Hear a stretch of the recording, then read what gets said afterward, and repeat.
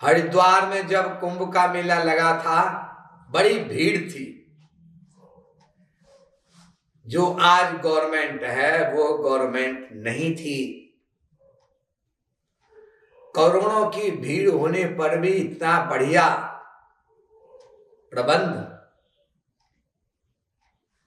वहां कुछ प्रबंध में गड़बड़ था तो भीड़ बहुत इकट्ठी हो गई।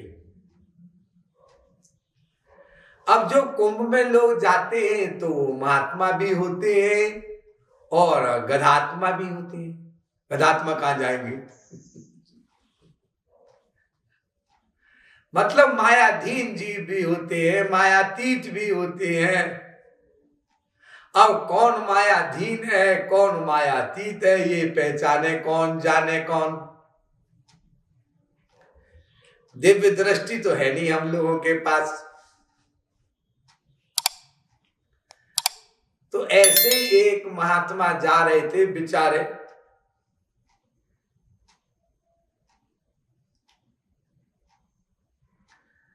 तो हिंदुओं में एक बात है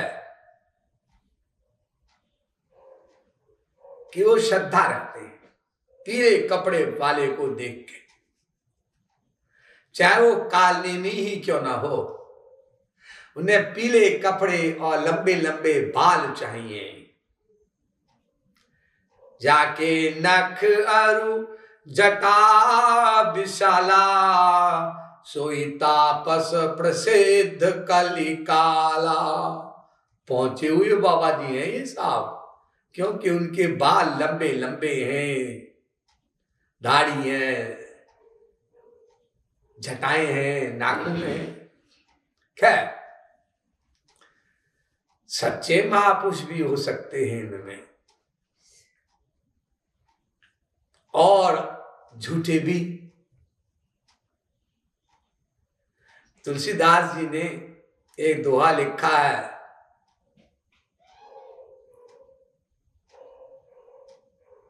दोहावली में, बहुत सुंदर दोहा है। हम लोगों की हजारों हजार शंकाओं का समाधान करने वाला ये महापुरुष के बोलने का कमाल। एक वाक्य बोल देंगे समाधान कर देंगे। ऐसा समाधान कर देंगे कि अगर हम लोग हजारों साल तक भी पढ़े, हजारों साल तक वेद शास्त्र आध्यात्मिक ग्रंथ पढ़े, फिर भी अंदर से समाधान नहीं होगा।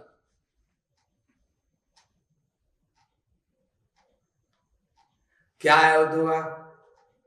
चरण चौच लोचन रंगो, चलो मरालनी चाल। बगुला हंस की नकल करता है, हंस की तरह ही अपने चरण, हंस की तरह ही अपनी चोंच और हंस की तरह अपनी आंख कर लेता है। और पहचाने कोई कैसे ये बगुला है कि हंस है? चरण चोंच लोचन रंगो, और चलो मरालनी चाल। तुलसीदास जी कहते हैं, नीर शीर विवरण समय, बक उघरत ते काल। लेकिन जब दूध रख दो बगले के आगे और कहो ए हंस जी महाराज, हंस की तरह उसको मानो और प्रणाम करो, पैर छू, साष्टांग दंडवत करो और कहो ए हंस जी महाराज जरा दूध में से दूध अलग कर दो, पानी अलग कर दो, तो हंस होगा तो तुरंत कर देगा। हंस का एक गुण है। और बगुला होगा तो बगले झाकेगा। जी ये करना अपने बस की नहीं। तो कोई दंभी पाखंडी हो और कोई उसको महात्मा मान ले, कोई हिंदू, कोई भारतीय, कोई श्रद्धालु, कोई जिज्ञासु, माथा रंगे है, तिलक लगाए है, पूरा वेश बनाए है महात्मा का, आदि जगद्गुरु शंकराचार्य का। और उससे कोई कहे हमारे प्रश्न के उत्तर दो जो हम पूछ रहे हैं तुमसे, शास्त्र वेदों में जो निहित है उसके प्रमाण देते हुए, तो क्या होगा? वो बाबा जी उत्तर तो दे सकते हैं, लेकिन आजकल उन्होंने मौन रख रखा है। मौन, उनके चमचे कहते मौन रख रखा है, बोलते नहीं बाबा जी हैं, बड़े पहुंचे हुए। चलो इनसे कान फुका लो। हजारों लाखों लोग कान फुकाते हैं ऐसे बाबाओं से, करोड़ों तक की संख्या पहुंच जाती है। और टाइम तो होता नहीं बाबा जी के पास, तो माइक से अनाउंसमेंट कर दिया पब्लिक को, देखो जी ये है मंत्र, तुम्हारा मंत्र हो गया, अब तुम गुरुमुख हो गए, तुम चेले बन गए बस। और गुरुजी से मंत्र लेकर के अपना माथा रंगा करके खुद भी माथा रंगा लिया। दिल को नहीं रंगाएंगे, हार्ट को नहीं रंगाएंगे, अपने मन बुद्धि को ईश्वर भक्ति से नहीं रंगाएंगे, माथा रंगा लेंगे चेले उनके, तिलक भी लगा लेंगे। ये कान फूंकने वाले बाबाओं ने इतना सर्वनाश कर दिया हिंदू धर्म का, उतना तो नास्तिक भी नहीं कर सकते। क्योंकि एक बात और कह दिया उस कान फूंकने वाले बाबा ने, बेटा गुरु मत बदलना, चाहे तुम चूल्हे पे चले जाओ, मरो कटो कुछ भी हो, गुरु मत बदलना। वेद से लेकर रामायण तक कहीं किसी चौपाई में, दोहे में, मंत्र में यह लिखा है गुरु ना बदलना? बेचारा मर रहा है डायबिटीज से, हार्ट से, और कोई कह दे डॉक्टर मत बदलना, चाहे मैं मार डालूं तुमको दवा दे दा करके। अरे तुम बीमार हो, तुम्हें ठीक होना है, एक डॉक्टर बदलो, दो डॉक्टर बदलो, 5-6 डॉक्टरों का कमीशन बना लो, क्या डॉक्टर इलाज करने से मना कर देंगे? अरे हमको अपनी बीमारी दूर होने से मतलब, हमको भगवान के दर्शन से मतलब, हमको दिव्य शक्तियां प्राप्त करने से मतलब, ना कि उस भंडू भट्ट गुरु से मतलब जो एक बार प्रवचन देकर फरार हो गया और पता ही नहीं कहां चले गए श्रीमान जी, दोबारा आता नहीं ज्ञान देने के लिए, हमें समझाने बताने के लिए। इतनी भीड़ होती है, हजारों लोग मर जाते हैं भीड़ में। इसलिए गीता में ही लिखा है, तद्ध्ये प्रणिपातेन परिप्रश्नेन सेवया उपदेक्षन्ति ते ज्ञानम ज्ञानिनस् तत्वदर्शिना। चौथा अध्याय गीता का 34वां श्लोक है श्रीमान जी। ब्रज किंकर अपनी जेब से नहीं कह रहा। क्या मतलब इस श्लोक का बाबा जी? इस श्लोक का मतलब है, बेटे गुरु उसको करो जो शास्त्रों वेदों का विद्वान हो और उनके अनुसार, शास्त्रों वेदों के अनुसार, उनके उद्धरण दे करके, कोटेशन दे करके, प्रमाण दे करके ऑथेंटिसिटी लाए और तुम्हारी जिज्ञासाओं का समाधान करे, जिसमें ये योग्यता हो और भगवान का दर्शन भी कर चुका हो। 2 गुण होने चाहिए उसमें, तब उसको गुरु बनाना। नहीं तो पूरी जिंदगी बीत जाए गुरु ढूंढते ढूंढते, चलेगा। किसी गलत को गुरु मत बना लेना, वो तुम्हारा सर्वनाश करके छोड़ेगा। इस जन्म का ही नहीं, आगे आने वाले हजारों लाखों जन्मों में भी घूमते रहोगे कुत्ते बिल्ली सुअर गधा बनकर, मुर्गा बकरा बन करके कसाई के हाथ से काटते रहोगे, अगर जिद नहीं छोड़ोगे कि हम वेद नहीं मानेंगे। ये वेद में लिखा है। गीता में तो ट्रांसलेशन किया है केवल वेद मंत्र का।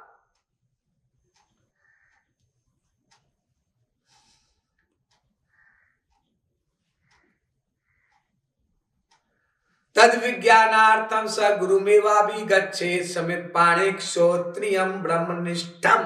ये वेद मंत्र है। श्रोत्रियम शास्वेद का ज्ञाता, रहस्य बतलाने वाला, और ब्रह्मनिष्ठम ईश्वर को प्राप्त किया हुआ हो। देखो वेद में लिखा है, गीता में लिखा है, भागवत में भी लिखा है, जो आप लोग सुनते हैं भागवत सप्ताह कितनी बार। तस्मात् गुरुं प्रपद्यते जिज्ञासु से उत्तमम शाब्दे परे च निष्णातम ब्रह्मण्यप श्रमाश्रयम।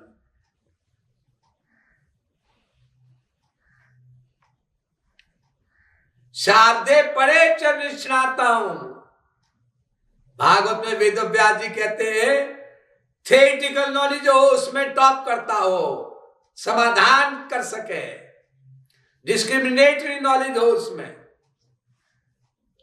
और ब्रह्मण्यप श्रमाश्रयम भगवान को भी प्राप्त किया हुआ हो, उनके दर्शन कर चुका हो। मैं हाथ जोड़कर सबसे निवेदन करता हूं, सारे भारत के, दुनिया के महानुभावों से, क्या हम लोग गुरु ढूंढने में इस बात का ध्यान रखते हैं? जा रहे हैं वृंदावन, जा रहे हैं अयोध्या, जा रहे हैं ऋषिकेश, जा रहे हैं हरिद्वार, या किसी ने कुछ कह दिया वहां चले जाओ पहाड़ की चोटी पर, वहां पर जी मिलेंगे बाबा जी, उस पंडित जी के पास चले जाओ। अरे जा किस लिए रहे हो और कहां जा रहे हो, सोचते नहीं। एक शेर कहा फकीर ने, राही कहीं है, राह कहीं, रहबर कहीं, राही कहीं है, राह कहीं, रहबर कहीं। ऐसे भी कामयाब होते हैं, सफर कहीं।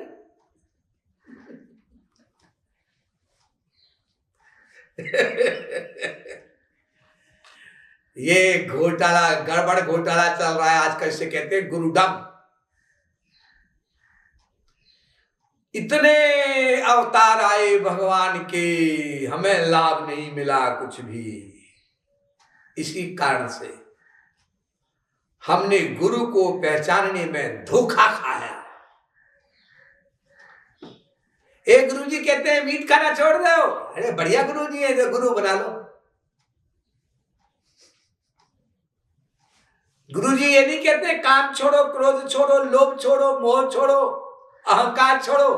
अजी वो छोड़ना तो बहुत कठिन है जी, इसलिए बैगन खाना छोड़ दो, टिंडे खाना छोड़ दो, भिंडी खाना छोड़ दो, हरिद्वार ऋषिकेश जाओ, वहां पर गुरु जी कहते हैं रजिस्टर बना के रखते हैं, इसमें लिखो हमने एक चीज छोड़ी आज से, तो जो सबसे खराब खाने की चीज लगती है वो छोड़ दी।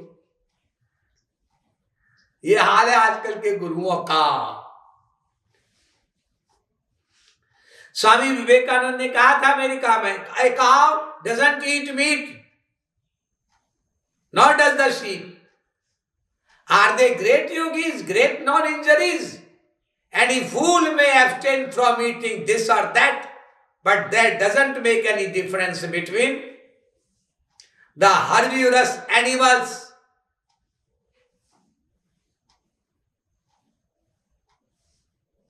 and those persons. अरे भेड़ नहीं खाती मीट, गाय नहीं खाती मीट, तो क्या वो योगी हो गए, महात्मा हो गए, महापुरुष हो गए, भक्त बन गए? वो भवसागर से पार हो जाएंगे मीट ना खाने से? अरे हम कोई उनकी तरफदारी नहीं कर रहे, हम ज्यादा नहीं बोलना चाहते, हम उसी कुंभ मेले के टॉपिक पर आ जाते हैं। तो एक बाबा जी गए नहाने के लिए गंगा जी में, काफी बहुत पुरानी बात हो गई, शायद 20-25 वर्ष पुरानी है और अधिक कही है, जब हरिद्वार में कुंभ लगा था। तो एक कुटिया में रहते थे एक सज्जन, झोपड़ी बना रखी थी मेले में, जैसे आजकल टेंट पेंट लगे हुए हैं, ऐसी एक टेंट लगा रखा था। वहां साधारण मिडिल क्लास के लोग ठहरे थे, 2-4 स्त्रियां थी, उनके पतिदेव थे, फैमिली थी, उनके बच्चे थे। तो उन्होंने एक बाबा जी से कहा, बाबा जी, स्वामी जी, हमारे यहाँ भोजन कर लीजिए आज।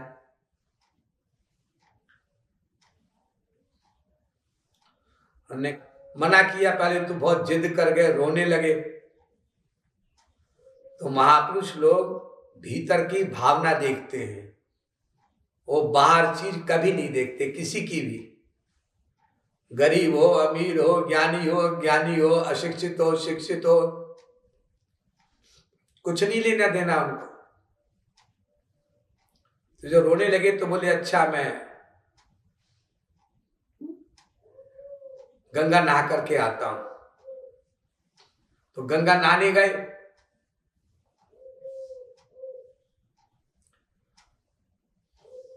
कुछ भीड़ थी, उन्होंने थोड़ा रास्ता अपना बना लिया तो नहाने लगे। इतने में वहां पर एक सांप आया, काला काला लंबा लंबा सांप। और सांप से तो देख कर डर लगता है भाई, वो तो स्पेसी ही ऐसी है। तिरछा चलकर लंबा लंबा सांप आया तो सब लोग लाठी लेकर उसे मारने के लिए दौड़े। उन महात्मा जी ने पहचान लिया, उन्होंने कहा, सुनो सुनो सुनो, इसको मारो मत, मारो मत, ये किसी का कुछ भी अहित नहीं करेगा, किसी को नहीं काटेगा। यहाँ इतनी भारी भीड़ है, जगह ही नहीं है नहाने के लिए, तो इसलिए ये सांप का भेष धारण करके एक महात्मा है, वो आए हैं, नहा के चले जाएंगे गंगा जी से वापस। कौन सुने उनकी, कौन?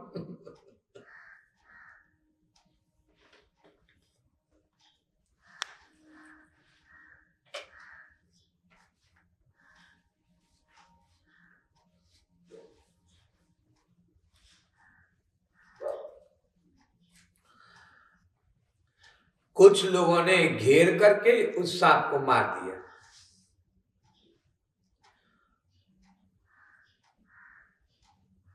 अब महात्मा तो महात्मा होता है, उन्होंने भविष्य की बात जान ली। अब इन सब लोगों पर बहुत भारी खतरा आने वाला है। भगवान कुछ ऐसी लीला करेंगे।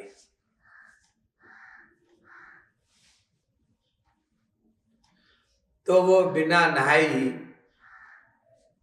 वापस जाने लगे, लेकिन उन्होंने वचन दिया था उस टेंट में रहने वालों को कि हम भोजन करने आएंगे। तो वो पहले उनके यहाँ गए और बोले, बच्चों, हम भोजन नहीं करेंगे, हम जा रहे हैं। और वो कुछ बोलते आगे, उन्होंने काट दिया, महात्मा जी, हमने आपके लिए रसोई बनाई, बड़ी श्रद्धा भाव से, खा लीजिए खा लीजिए खा लीजिए। तो बोले, नहीं बच्चों, तुम भी जाओ, हम भी जा रहे हैं। वो मारे नहीं। तो वो महात्मा जी बोले कि हम एक शर्त पे तुम्हारे टेंट में रहकर खाना खाएंगे, कि हम यहाँ पर 3 दिन रहेंगे तुम्हारे टेंट में, और तुम लोग टेंट से बाहर नहीं निकलोगे, टेंट में ही रहोगे। बड़ा लंबा चौड़ा टेंट था, उसी में लोग वॉशरूम की सुविधा बना लेते थे पहले, 30-40 साल पहले की बात।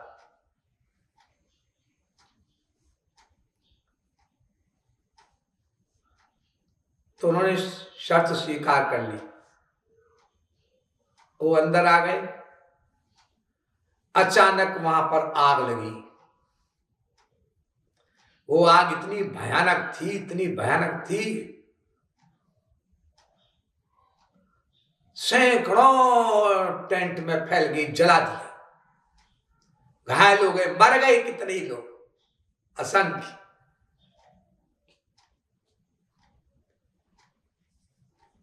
लेकिन जहां वो महात्मा जी या वो स्वामी जी भोजन कर रहे थे, वो टेंट नहीं जला।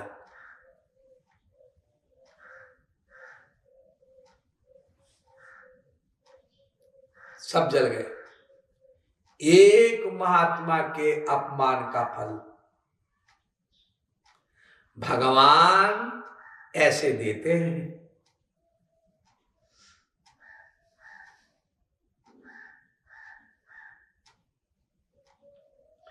फिर 3 दिन बाद वो बोले हम जा रहे हैं। फायर ब्रिगेड आई और गवर्नमेंट के इंतजाम करने वाले लोग आए।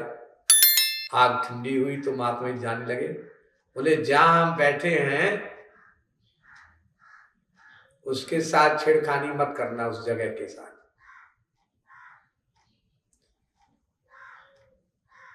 अब ये बात जो बोली होगी तो एक बच्ची थी वहां, लड़की, उसने सुनी नहीं, वो कहीं गई हुई होगी, तो सुबह झाड़ू लगा रही थी जब टेंट के अंदर महात्मा जी के जाने के बाद, तो उसका पैर वहां पड़ गया, पैर जल गया, छाले पड़ गए। वो सारी आग महात्मा जी ने अपने अंदर समेट ली थी।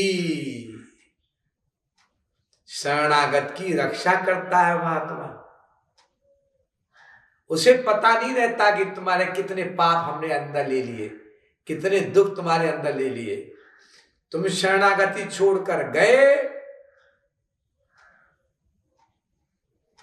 फिर खुद ही बोलोगे मेरे पास कुछ नहीं रहा, सब खत्म हो गया। जब महाभारत का युद्ध समाप्त हुआ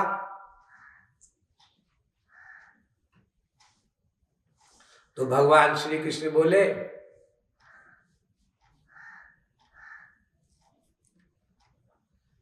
अर्जुन रथ से उतरो, अब the war is over. Arjun ने ऐसे ही कहा महाराज ड्राइवर आप हैं, पहले ड्राइवर उतरता है कार से, उसके बाद साहब। भगवान बोले ड्राइवर तब था जब महाभारत का युद्ध चल रहा था, तुम पहले उतरो। तो अर्जुन उतरा पहले, उसके बाद श्री कृष्ण जो ही उतरे सारा रथ घोड़े समेत जलकर राख हो गया।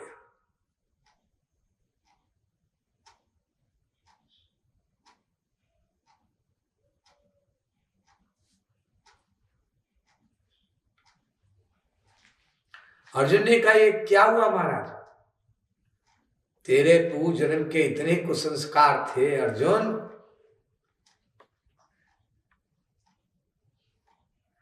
कि अगर मैं पहले उतर जाता तो रथ के साथ तू भी भस्म हो जाता। महाभारत के युद्ध में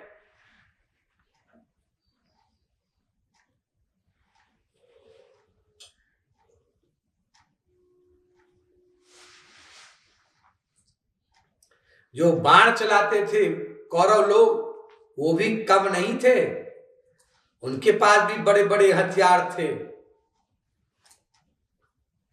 तपस्या के द्वारा प्राप्त की हुई हथियार, अग्नि बाण, नारायण अस्त्र वगैरह। लेकिन भगवान अपने ऊपर झेल लेते थे, उनकी शक्तियों को कम कर देते थे, नष्ट कर देते थे, क्योंकि अर्जुन शरणागत था उसकी रक्षा करने के लिए।